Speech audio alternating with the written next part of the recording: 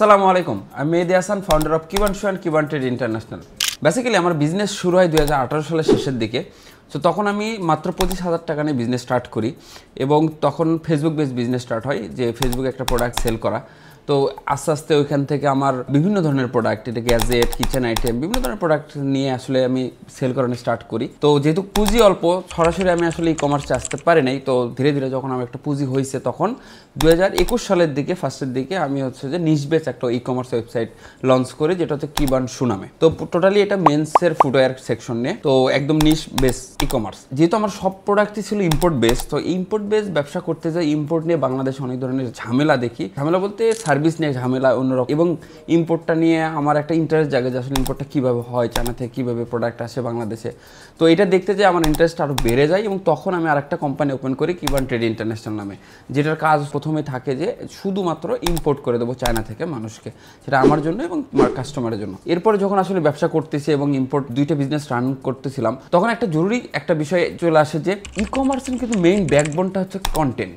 যে আপনি একটা প্রমোশনাল ভিডিও করতেছেন, বা একটা ভালো ছবি, বা একটা ভালো স্টোরি টেলিং কন্টেন্ট, এই কন্টেন্টের যখন রিকোয়ারমেন্টটা অনেক বেশি আমার ভিতরে আসে যে না এই কন্টেন্ট লাগবে, তখন আসলে একটা কন্টেন্টের টিম সাজাইতে যায়, দেখি যে এই কন্টেন্টের একটা টিম শুধু একমাত্র কিবান শোর জন্য যদি তৈরি করি, তখন কিন্তু আমার বাজেটে হয় না। তো কেন নয়, আসলে বাংলাদেশে যেহেতু এরকম আসলে সেল বেস আর কোনো মার্কেটিং এজেন্সি খুব কম, তো তার কারণেই আসলে কেটিআইয়ের আন্ডারেই আর একটা মার্কেটিং এজেন্সি ওপেন করি, যেটা হচ্ছে কেটিআই মার্কেটিং এজেন্সি নামে হচ্ছে যে হয়ে যায়, এবং সেখান থেকে মার্কেটিং এজেন্সি রান হচ্ছে এবং ইম্পোর্টটা চলতেছে।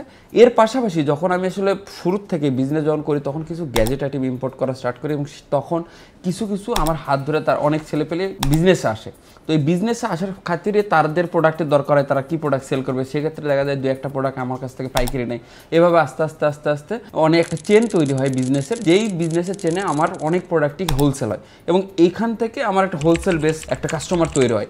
সেটা আমার অনলাইনের কাস্টমার আছে, ইভেন চকবাজারের অনেক কাস্টমার যারা আমার কাছ থেকে সরাসরি হোলসেল নিচ্ছে। তো আমার মেইনলি বিজনেস বলতে গেলে যে ই কমার্স, একটা জুতা নিয়ে বিজনেস, একটা ইম্পোর্ট বিজনেস চায়না থেকে নিয়ে আসা, একটা হোলসেল বিজনেস, এবং তারপরে মার্কেটিং এজেন্সি ক্লাস। যখন আমার 3 বছর পরে আমি আসলে ই কমার্স স্টার্ট করি, তখন দেখা যায় যে আসলে এর মাঝখানতে আমি একটা ফেম পেয়ে যাই যে ভাই ভালো কাজ করতেছে, ওই ছেলেটা ভালো কাজ করতেছে। এই যে ভালো কাজ করতেছে, সেই সময় যখন মানুষ আসলে আমাকে নোটিস করে যে ছেলেটা ভালো কাজ করতেছে, সেই সময় কি হয়, অনেকে আমার কাছে বিজনেস শিখতে আসে।